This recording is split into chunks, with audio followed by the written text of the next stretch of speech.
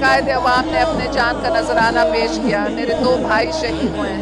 जो अवाम की तकलीफ है वो मेरी तकलीफ है। कदहीं असां खां विसरी न सघंदीअ हर कंहिंखे हर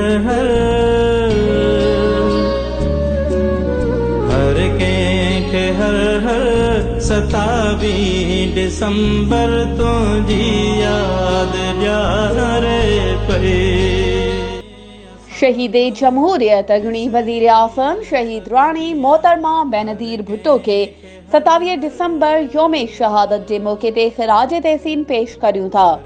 यूसी नवगोठ में शहीद राणी के नक्शे कदम ते हलंदड़ मोहतरम गुलाम मुस्तफ़ा सियाल उम्मीदवार PP यूसी चेयरमैन यूसी नवगोठ बिना के फर्क जे यूसी नवगोठ की अवाम की खिदमत करे रहियो आहे, जंहिंखे शहीद राणी के मिशन के जारी रखण ते सलाम पेश करियूं था। पारा गुलहसन लाखेर ऐं आमिर सोलंगी। विसरी न सघंदीअ हर कंहिंखे हर कंहिंखे हर 27 डिसंबर तुंहिंजी यादि ॾियारे पई।